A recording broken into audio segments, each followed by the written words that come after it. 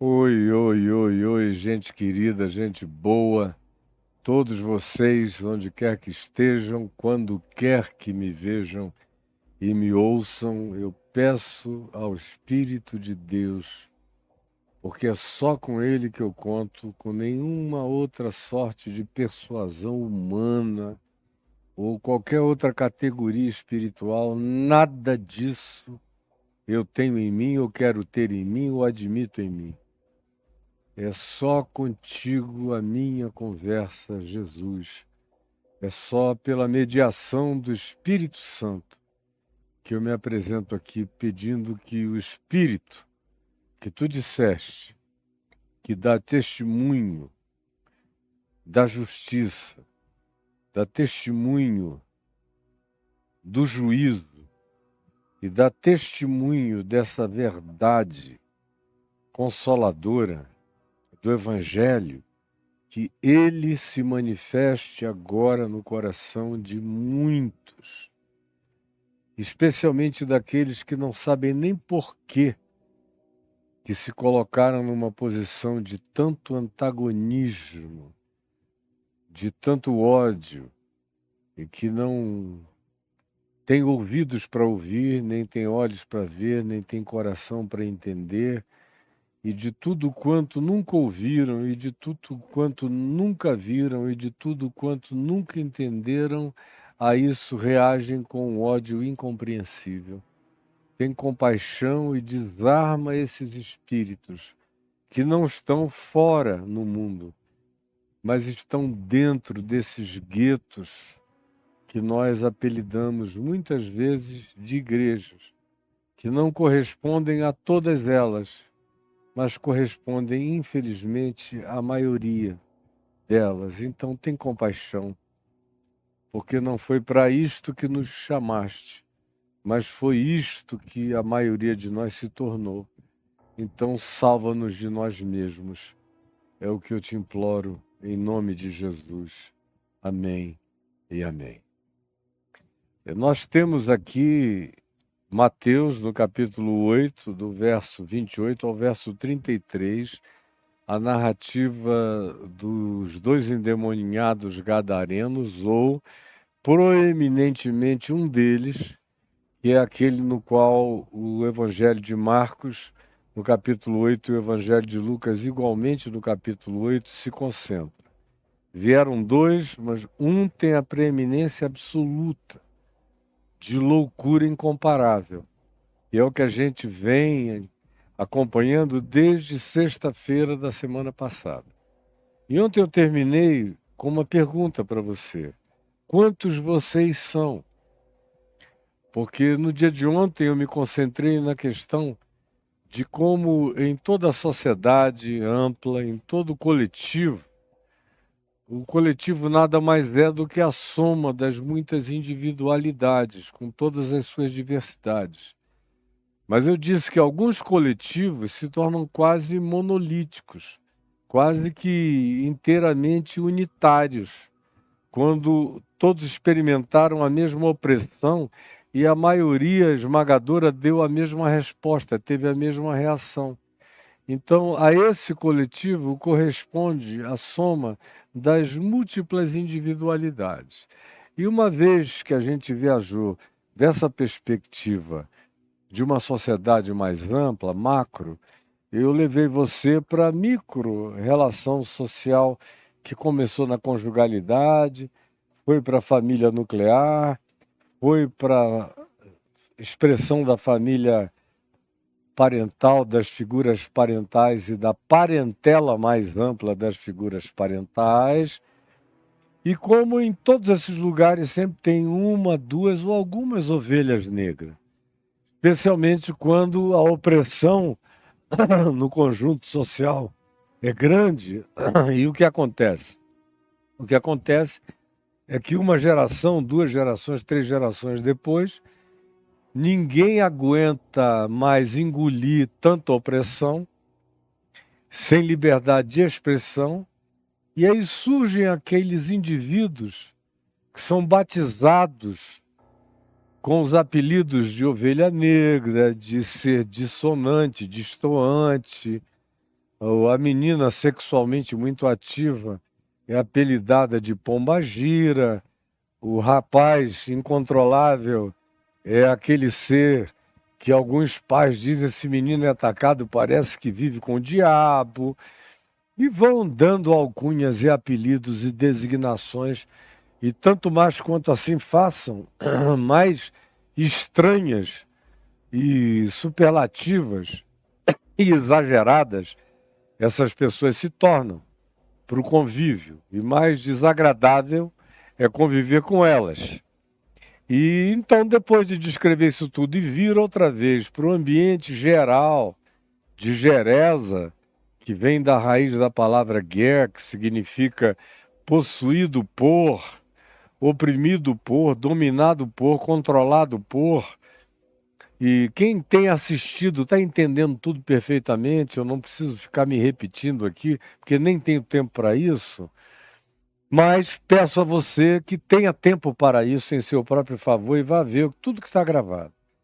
Pois bem, e após deixar essa pergunta com você, quantos vocês são? Você é formado de quê? Você diz eu, mas raramente eu encontro um eu que seja um eu, que tenha iniciado no mínimo um processo de individuação, que esteja no processo de construção de uma individualidade sadia, saudável e bem pessoal, sem ser apenas a expressão de uma persona de múltiplas assimilações, uma legião de outros, mas que não é você. E para isso você não precisa estar endemoninhado, como era o caso desse homem. A própria conjunção de natureza psicocoletiva, e ainda mais em tempos como os nossos, que são tempos de imitação, tempos de reprodução, tempos de filtro, tempo de ficar com a cara do outro, tempo de se passar pelo outro, de inteligência artificial, tempo para colocar em mim a voz do outro, qualquer coisa do outro que não seja minha. Mas muita gente começa a se convencer de que elas são o que apresentam e não quem de fato elas são na realidade.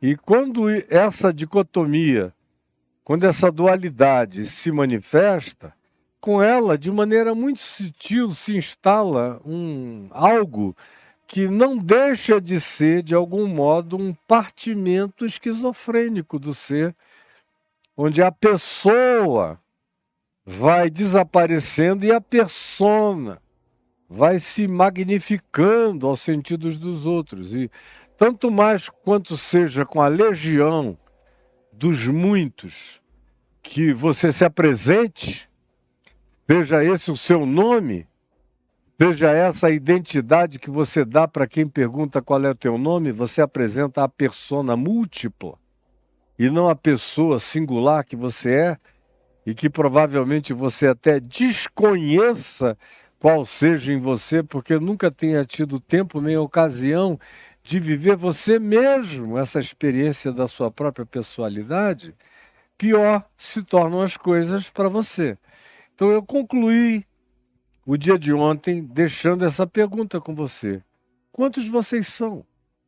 E é uma coisa que só você pode responder, avaliando a multiplicidade da sua fragmentação.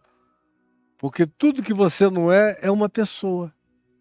Tem gente que conhece partes, pedaços, fragmentos, caras, nesgas, expressões, perfis, filtros, imagens, apresentações, mas que não é você. E isso gera um abismo enorme na gente. Um vazio profundo, uma oquidão total.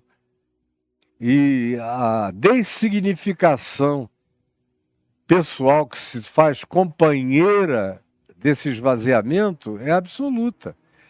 Não tem nada que preencha você, que signifique que você que dê sentido a você, que traga a você um estado de alegria real, permanente, contínua, que não tem a ver com circunstâncias, nem com quantidades, nem com volumes, nem com apreciações, nem com percepções, nem com apupos ou aplausos, com nada disso, mas satisfação pessoal em ser quem você é na sua solitude profunda, mas pacificada na singularidade da sua própria expressão de individuação.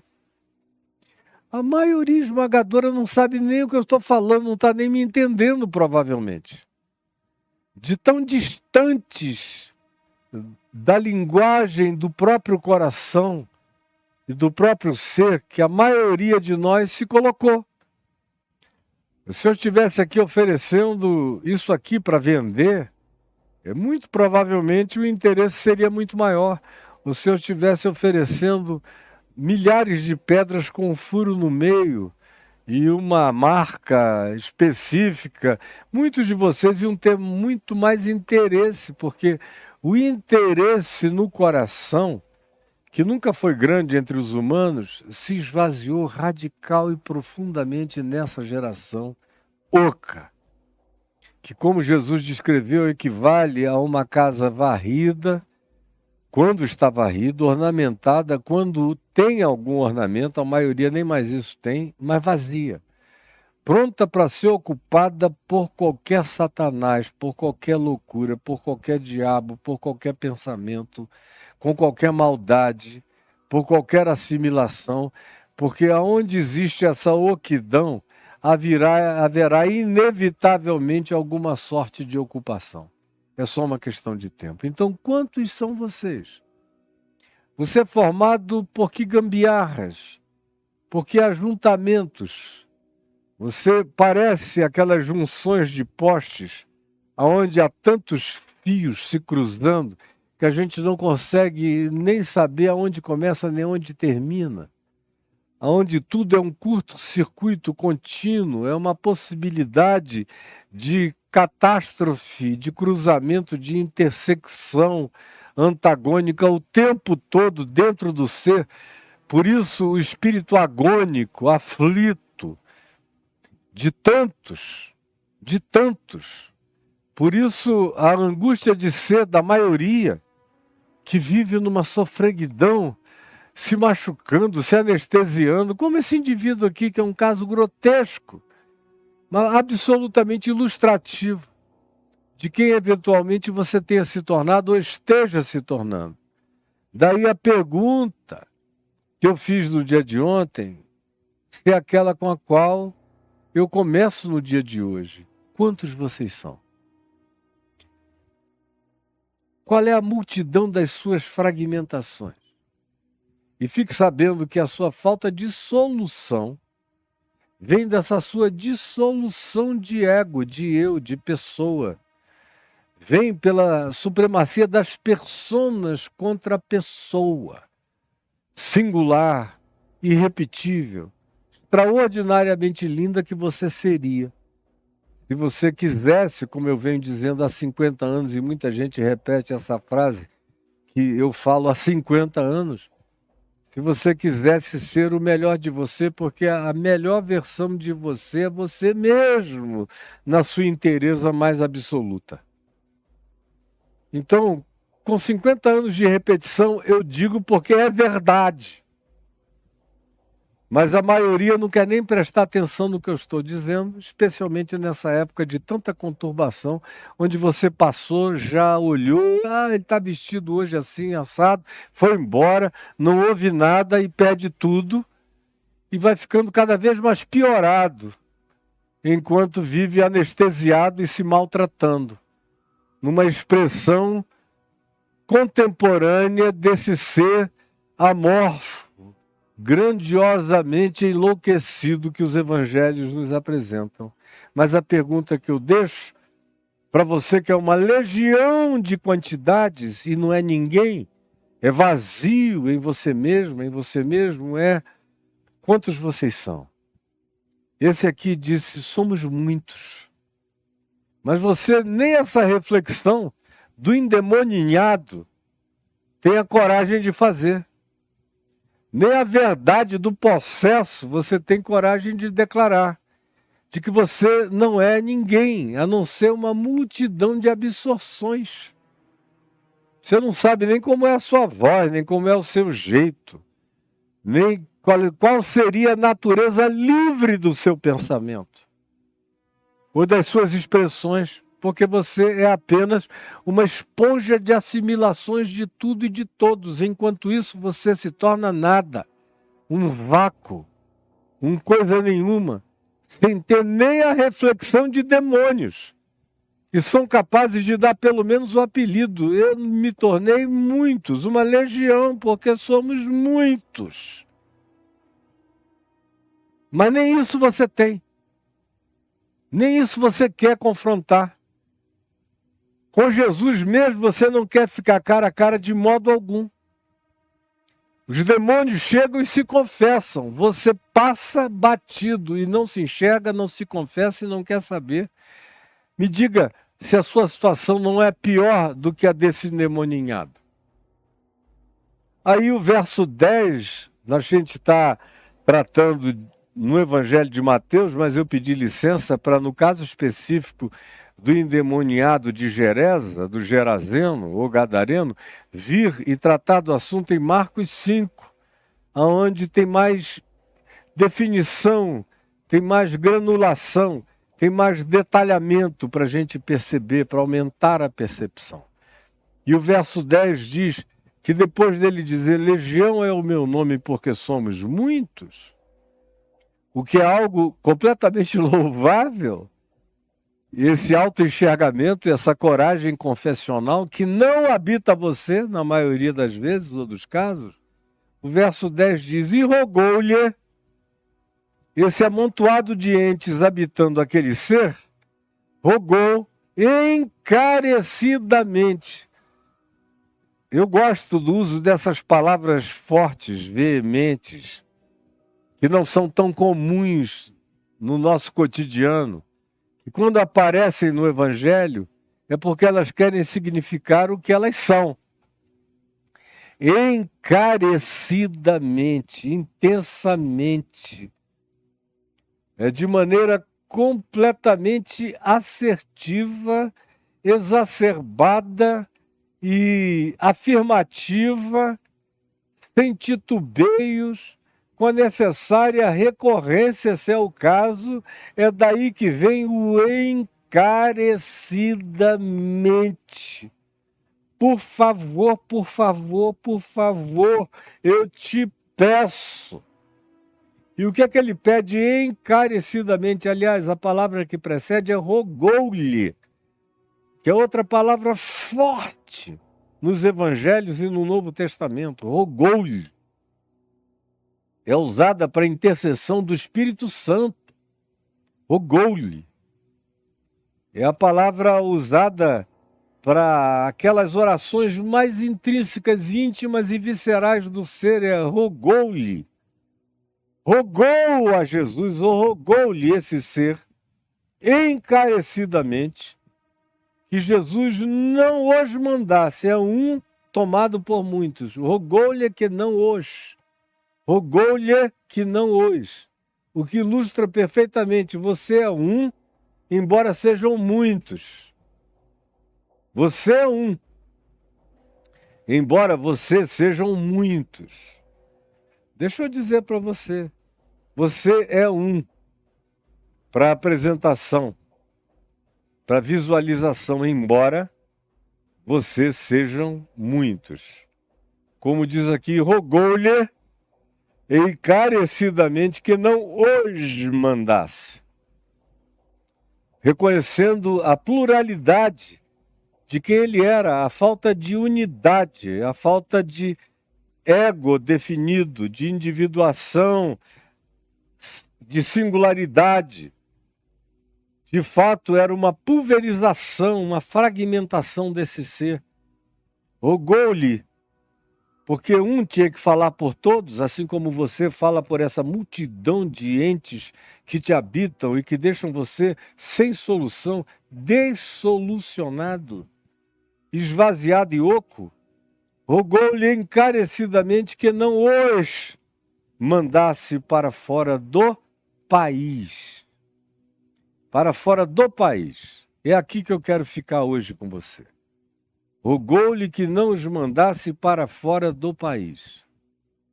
Você lembra que eu iniciei tudo isso contando a história desse país, desse lugar, dessa região, das Decapólis, e aqui especialmente nessa região onde hoje é a Jordânia, mas que naquele tempo era caracterizado por algumas cidades muito importantes, como Geresa, que está lá até hoje, Jerecha, lá na Jordânia, e Gadara, com também suas ruínas imponentes, ainda na Jordânia, que foram cidades magníficas, de construções extraordinárias. E eu comecei falando da questão político-histórica, das geopolíticas de alternância. Lembra? A palavra que eu usei foi alternância na sexta-feira. Alternância que tinha iniciado com o atropelo feito por Alexandre o Grande, que morreu e o reino dele foi dividido entre 4 generais, e aquela parte da Palestina, da Síria e Líbano, incluindo o território de Israel / palestino, até o Egito e o norte da África, foi dividido entre 2 desses 4 generais.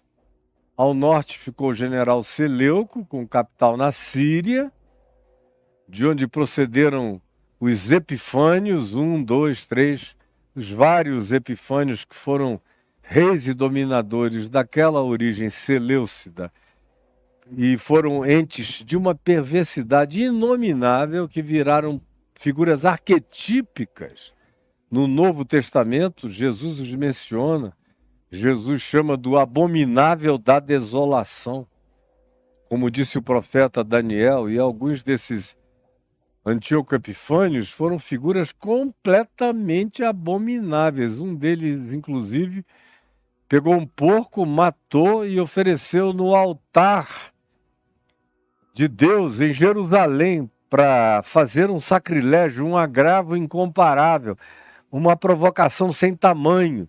Esse era o espírito do abominável da desolação, que era uma figura que se tornou um arquétipo, utilizado posteriormente por Jesus, porque já era passado quando Jesus nasceu. Embora fosse futuro nos dias do profeta Daniel, nos dias de Jesus já era um passado que Jesus reprojeta arquetipicamente para o futuro. E aí, no norte, os Seleucidas, no sul, os Ptolomeus, de onde procede Cleópatra, que foi a última dos faraós de origem ptolomeia. Ela foi a última descendente dos Ptolomeus, que eram faraós do Egito. E depois deles e da alternância de 300 anos de ódio, de conflito, ora os Seleucidas dominando, ora os Ptolomeus, e aquelas cidades ali no meio sendo possuídas, tendo que mudar de cultura, de continência, de tudo que eu expliquei detalhadamente nos dias anteriores. Uma delas, que é Geresa, ganha inclusive esse nome, que vem da raiz de possuído por, dominado por, possesso por.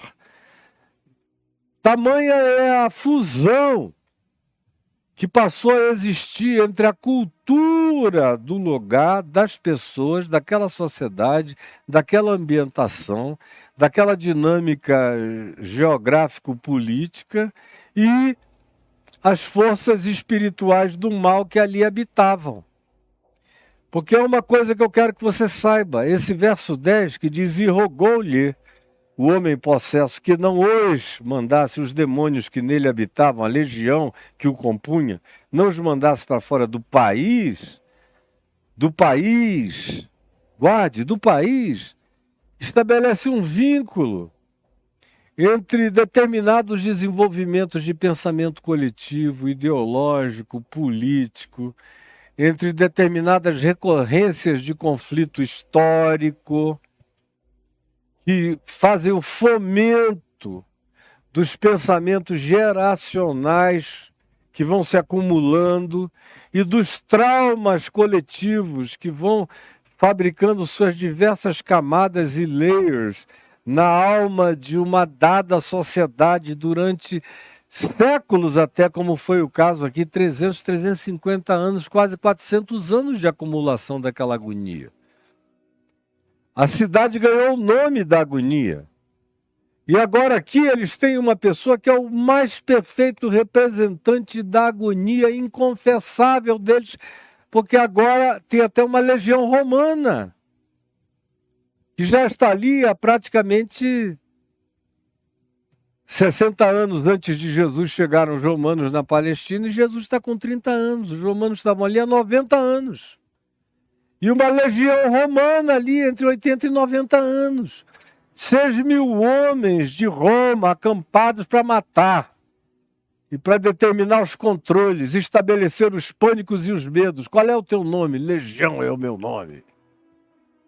Porque o doido, como eu disse repetidamente, ganha o privilégio de dizer todas as loucuras sem reprimenda, porque afinal de contas é doido. E ninguém tem que levar o doido a sério. Enquanto isso, ele diz tudo que todos não têm coragem nem poder de dizer nem de afirmar. Por isso é bom sempre prestar atenção nos doidos da sociedade, nos doidos da política, nos doidos da cultura, nos doidos da parentela, nos doidos da família, nos doidos da nossa casa. Porque eles sempre são o reflexo daquilo que está embaixo, no magma, esperando a ocasião para eclodir, para explodir como um vulcão. Até o dia em que a crosta não aguenta mais e aquilo vem à tona. Mas enquanto aquilo não vem à tona, socialmente falando, coletivamente falando, existem figuras de hipersensibilidade, que são os vazamentos, que são os geysers, dessa acumulação de calor enorme, dessa calota vulcânica que está abaixo, querendo explodir. Enquanto isso, vem os geysers. Esse cara aqui é um geyser dessa agonia. Ele é um geyser dessa agonia. Preste atenção. Houve uma falta de energia aqui. Caiu tudo por alguma razão em algum lugar, não sei se foi o rapaz lá fora, o que aconteceu, mas eu continuo falando aqui, pelo menos nessas duas plataformas onde eu ainda estou sendo visto. Mas o fato é que houve uma grande queda. Pois bem, esse homem aqui, ele é um geyser psicossocial dessa agonia toda, que está presente nessa sociedade inteira. Como a gente vê na nossa própria sociedade, pessoas que se tornam representantes da loucura coletiva. E aí a leitura tem que ser de engenharia reversa. Você vê um grande maluco que ganha voz, vez, espaço, liderança numa dada sociedade, aí você vê milhares e milhões de pessoas seguindo. Aí você se pergunta, como é que pode essas pessoas seguirem esse maluco? Não! Essas pessoas esperavam apenas o aparecimento do maluco. Porque o maluco é apenas o geyser antecipado, essa chaminé por onde vaza isso, que estava presente nessas pessoas há muito e muito tempo sendo acumulado e esperando a hora do doidão brotar. Como a gente hoje acompanha no mundo inteiro a mesma coisa acontecer no mundo inteiro. Está acontecendo no mundo inteiro. Preste atenção, está acontecendo no mundo inteiro. E você vai ver cada vez mais isso acontecendo no mundo todo. Tem figuras que em outros tempos não teriam a menor vez, ou voz, ou chance de se manifestar, mas com a acumulação das loucuras, agora elas eclodem para todos os lados, todos os lados. Eu vim para cá, sentar aqui com o anúncio de que o Putin está mandando tropas para a fronteira da Finlândia. Como começou a coisa toda com a Ucrânia. Porque é um louco, completamente em estado de desvario indizível, com um poder de não apenas se fazer mal, se ele apenas se ferisse, estava tudo bem, mas ele tem o poder de explodir milhões. E cada vez mais essa periculosidade de natureza coletiva cresce, aumenta e se torna horrorosa entre nós. Pois bem, aqui a nossa ênfase de hoje é irrogou-lhe o homem, o indivíduo, que representava essa multidão de entidades, de fragmentações psíquicas dentro dele próprio, encarecidamente que não os mandasse para fora do país, e eu estava lhes dizendo do casamento que existe. É um casamento que existe entre forças espirituais, principados e potestades, e condições e conjunturas de natureza política e econômica. É isso que eu vou continuar a falar com vocês amanhã, porque eu não vou perder o dia de hoje em razão desse problema de energia que aconteceu aqui. E você guarde o que eu falei. Amanhã eu vou continuar. Eu não vou me desgastar para depois dar trabalho para o Marcelo Cunha ter que editar baseado aqui no TikTok e no Instagram, que não são as melhores capturas de imagem. E eu quero respeitar os que trabalham comigo e que têm esforços desdobrados.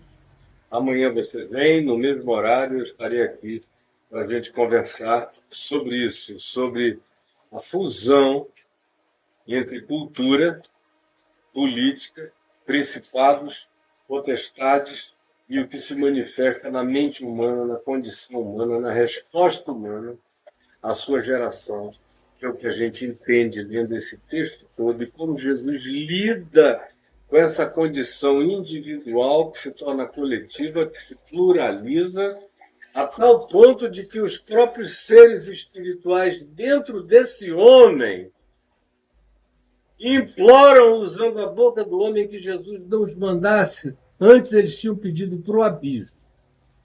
Aí sentiram que Jesus não iria mandá-los para o abismo. Agora eles pedem para Jesus não os mandar para fora do país.